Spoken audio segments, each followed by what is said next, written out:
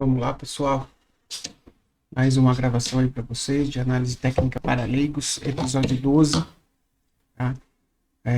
Deixa eu botar aqui a apresentação para vocês. Então, antes de qualquer coisa, vamos botar um cafezinho aqui. Deixar os recados aí que a gente sempre deixa para vocês. Antes da gente começar, não esqueçam de curtir o vídeo aí, pessoal. Pra dar aquela força pra gente, tá? Pra gente ganhar relevância aí no algoritmo do YouTube, tá? Isso é muito importante. Não esqueça de seguir aí, pessoal, o canal, né? De seguir a gente. Deixa eu só zerar algumas coisas aqui. O computador tá meio lento. Tá, deixa eu fechar aqui. Telegram. Por que o computador tá lento hoje?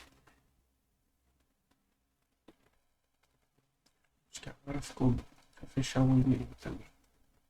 Eu tô usando o e-mail agora. Assim facilita um pouco. Ah, outra coisa. Pronto.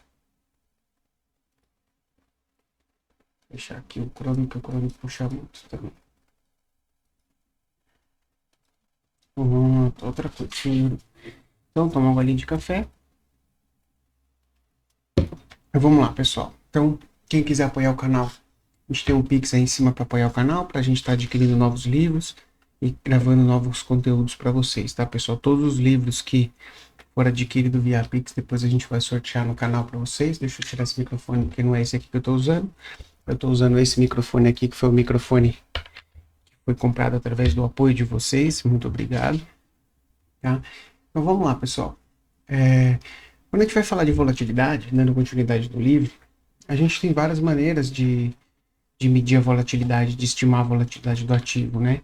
Então a gente já falou algumas coisas, né, sobre alta volatilidade, baixa volatilidade, e a gente tem algumas formas da gente medir essa volatilidade, tá?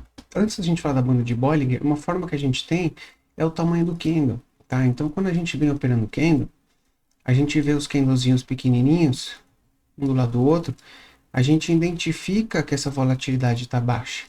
Aí, de repente, a gente começa a ter candles fortes. Então, a gente identifica que essa volatilidade abriu. Vou dar um exemplo para vocês clássico.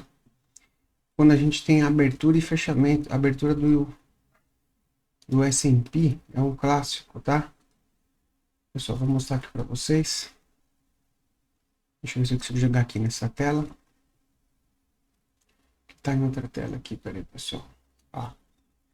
Então, a gente vem, né, com baixa volatilidade, ó, baixa volatilidade, mercado abre, 9h30, essa aqui foi notícia, chacoalhou, aí o mercado à vista abriu volatilidade, aí quando ele fechar, ó, aqui tem, por exemplo, aqui atrás, ó, aqui é a volatilidade. O mercado fechou, abriu como? Sem volatilidade. Porque aqui é o overnight do S&P, ele tem uma volatilidade mais baixa mesmo, é normal. Tá, pessoal? Então, para quem não sabe, eu opero S&P e Nasdaq também, tá? E outra forma da gente medir volatilidade é medir a volatilidade em cima da média móvel. Tá? Então, como que é feita essa volatilidade em cima da média móvel? O Bollinger, né, que foi um cara que inventou as bandas de Bollinger, ele fez o quê? Ele pegou a média móvel de 20 e o desvio padrão dos seus preços da média, então eu tenho a média aqui. Então, eu vou ter o desvio padrão da sua média, né? Então, o desvio padrão da sua média, ele estimou a volatilidade do ativo, tá? Então eu tenho as bandas de Bollinger, que são as bandas de volatilidade do ativo, tá? Que é uma média móvel de 20 dias, mais dois desvios padrões da média móvel, tá? São desvios padrões móveis, porque eles se movem junto com a média, tá? Quanto maior a volatilidade da média móvel, maior é o desvio padrão. Então a tendência é abrir e fechar esse desvio padrão, tá? Devemos prestar atenção nos preços em suas extremidades dos desvios. Então a gente tem a média, o desvio de cima e o desvio de baixo, tá? Então a gente tem que prestar atenção quando esse preço vir romper a parte de cima e vir romper a parte de baixo, vir romper a parte de cima e vir romper a parte de baixo, tá? O estreitamento ou abertura das bandas podem dar ótimos sinais de operações a vir. Então o que significa? Que eu tenho às vezes, deixa eu só pegar aqui. Eita, que o mouse hoje tá dando lé. Vou baixar um pouco aqui. Eu tenho, às vezes, a banda, ela vem desse jeito. Ela abre, né? Então a parte de baixo ela abre e ela fecha. Então, tanto a abertura da banda, essa abertura da banda, tá?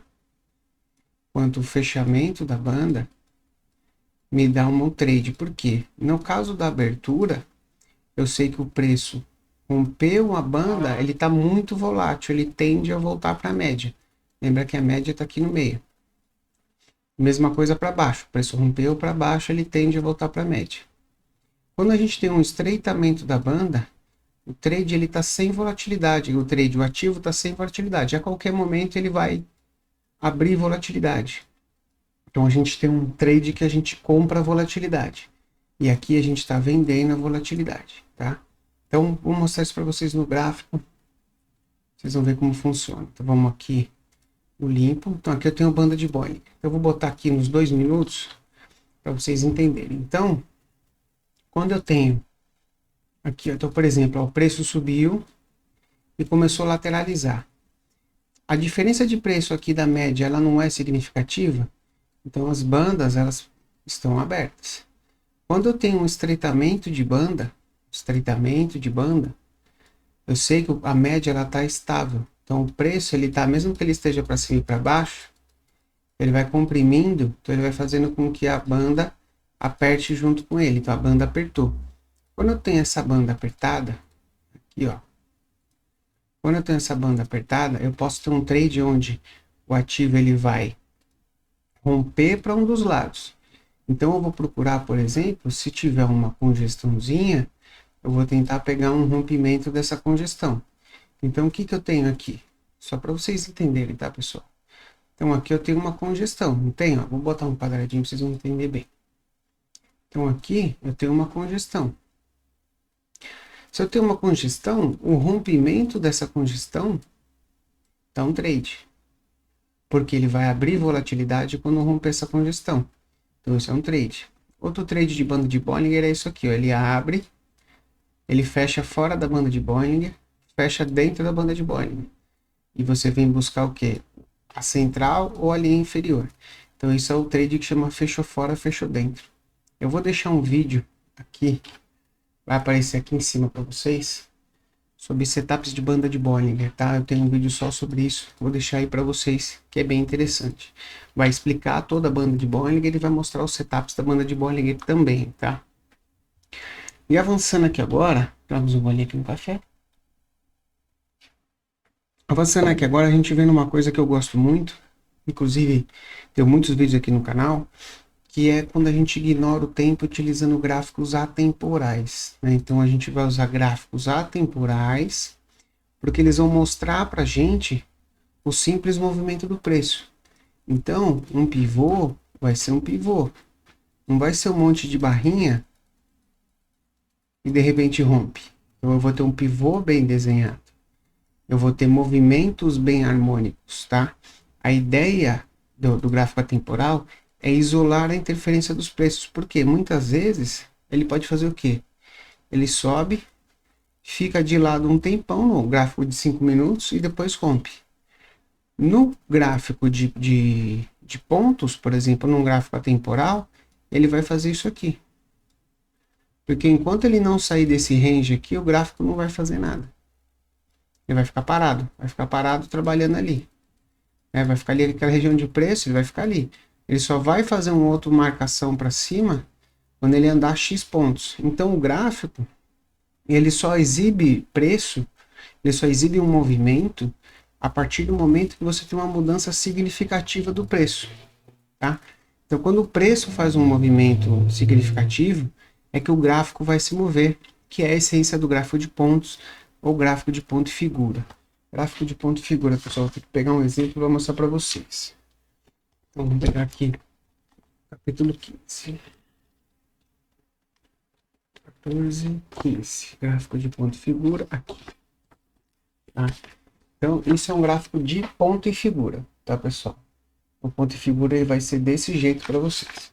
O gráfico de ponto que eu utilizo, eu vou mostrar aqui para vocês. Deixa eu tirar a pausa para o point fix. Vamos lá. O gráfico de ponto é o gráfico que eu utilizo para operar. Então ele vai fazer o quê? Ele vai me mostrar exatamente os movimentos como eles são. Então, ele vai me mostrar que eu tenho uma briga nessa região, ele vai me mostrar que eu tive uma tentativa de fazer um pivô aqui, que veio contra, eu vou ter um outro pivô aqui para cima, ó, já tem um Okoi aqui, ó, essa operação eu fiz para jogar lá para cima, na verdade eu saí aqui, mas veio aqui em cima, veio na máxima de segunda-feira, então segunda-feira eu tive uma congestão aqui, e rompeu para cima, falhou e veio romper para baixo, então eu tenho aqui um pivô claro de baixo, para vir buscar VWAP, tá? Isso tudo gráfico de ponto, que é um gráfico atemporal, vai ajudar muito nessa identificação, principalmente de padrões de price action de análise técnica, tá? Isso é muito interessante, pessoal. Deixa eu fechar o S&P aqui, que eu tô achando que tá bem lento hoje. O computador ele não costuma ser assim, não. Fechar aqui também a última página do plano que tá aberta. Então vamos lá. Então, no início, pode ser um pouco estranho, tá, pessoal? Mas depois, com o tempo, vocês acostumam e é bem visual, tá? Ele é bem visual mesmo. Então, né, os gráficos atemporais são movidos a eventos e não a tempo. Então, ele vai se mover conforme os eventos vão acontecendo. Então, eu vou ter um pivô, ele vai desenhar o pivô. Eu vou ter uma congestão, ele vai desenhar uma congestão. E assim vai. O gráfico atemporal, a congestão, ela pode ser assim, ó. Ela pode ficar um tempão aqui, depois volta. Aí fica um tempão aqui, depois volta. Como vai ser isso um gráfico de tempo? Ele vai ser isso aqui, atemporal. Ele vai ser um topinho duplo perfeito. E às vezes aqui, você não vai identificar esse topo duplo. Então essa é a diferença. Tá? Os dois funcionam? Os dois funcionam. Aí é questão de percepção de que você mais gosta ou menos gosta. Tá? Aí a gente vai entrar na parte onde a gente vai começar a combinar as técnicas, tá, pessoal? Começar a falar um pouquinho, a gente combinar as técnicas, já indo para a parte final do livro. Antes de combinar as técnicas, a gente tem que analisar algumas coisas, tá? Um sistema de negociação pode ser interessante e, ao mesmo tempo, ele é muito trabalhoso, tá? Porque ele vai dar trabalho para você desenvolver, ele vai dar trabalho para você implementar, ele vai dar trabalho para você tocar no dia a dia, tá? Mas a vantagem do sistema é saber exatamente quando você vai operar. Então, a vantagem de você ter um sistema, eu vou operar recuo na média de 50 com estocástico sobrevendido, que é o que eu faço. Eu sei que quando acontecer isso aqui, eu vou operar. Então, o que eu vou fazer? Eu vou esperar acontecer isso aqui sempre, tá? Porque no meu backtest, isso aqui dá dinheiro, tá? Devemos sempre negociar dentro de uma perspectiva positiva de ganhos. O que seria isso? A gente tem que sempre negociar, pessoal. Por exemplo, 1 para 1, no mínimo, tá? No mínimo, 1 para 1, 2 para 1. O ideal seria 3 para 1, tá? Por quê? 2 para 1 já é bem interessante. Porque a gente tem uma perspectiva que se eu acertar 50% das operações no 2 para 1, eu já estou ganhando bastante. Se eu acertar 50% no 1 para 1, eu já vou estar empatando mais ou menos o meu dinheiro. Então eu preciso tentar chegar numa perspectiva de um 2 para 1. Tá, pessoal? É importante isso. Muitos negociadores operam aleatoriamente suas entradas sem levar isso em consideração. Então, muitas vezes eles têm trades positivos com ganhos positivos. A minha câmera está bem na frente da tela. Muitas vezes eles operam isso, esses trades, com ganhos positivos. Ah, eu ganho bastante, eu acerto bastante, 80%, 90% das operações. Mas quando ele toma um stop de 10 vezes o valor que ele costuma ganhar. Então, com isso, faz com que ele nunca vai chegar a ficar positivo no final do mês ou no final de um ano, no final de um período longo, que é o mais importante, tá? E o que a gente tem que tomar cuidado é que a gente não pode destruir a expectativa, né? Por que destruir as expectativas? Tá? O que ela quer dizer com isso? Que a gente vai fazer, porque a gente faz o backtest como se a gente fizesse todas as operações. Então, você vai fazer um backtest no gráfico de um ano, você vai ver todas as operações. Aí você vai contar lá, no índice, desde janeiro a dezembro, teve 1.000 negociações de halt na média de 50 de estocástico sobrevendido. E desses 1.000 trades, 800 deram ganho. Então, 80% de acerto. Então, mesmo que no backtest você tenha 80% de acerto, podemos não ter essa expectativa na vida real, Porque a gente não vai conseguir entrar em todas as operações. Ah, por que que não vou conseguir entrar em todas as operações? Eu entro. Não, não entra. Você vai fazer xixi, vai perder a operação. Você vai comer, você vai perder a operação. Você vai atender um telefone, você vai perder a operação. Você fala, ah, deixa eu ver o saldo da corretora. Na hora que você olhar o saldo da corretora e voltar, você perdeu a operação. Então, é muito importante você ter a expectativa. A expectativa, ela muda com o tempo, né? Então, mas é importante você ter essa expectativa positiva do trade que você vai fazer, tudo certinho, porque se você tem uma perspectiva de acertar 80%, tá? Deixa eu aumentar aqui. Se você tem uma perspectiva de acertar 80% no 2 para 1, então se teu trade ele é 80% no 2 para 1, se você não pegar todos os gains, mas pegar todos os losses e tiver 50% nos mesmos 2 para 1, você vai ganhar dinheiro. Então essa é a importância da perspectiva positiva da operação, tá? Com o tempo, essa expectativa ela muda, porque o mercado muda. Então, se você tem um mercado numa tendência de alta, ele pode ter um acerto de 80% num determinado setup ou operacional. Só que ao mesmo tempo, quando ele entra numa lateralidade, então o mercado ele vem direcional. Quando ele tiver direcional, se eu estiver comprando aqui, você vai acertar todos os trades. Só que a hora que você fizer isso aqui e ele ficar assim, então aquela perspectiva que você tinha positiva, ela já não vai valer. Então, você tem que descobrir sempre novas técnicas, para que você identifique quando a perspectiva está boa ou está ruim para o seu operacional.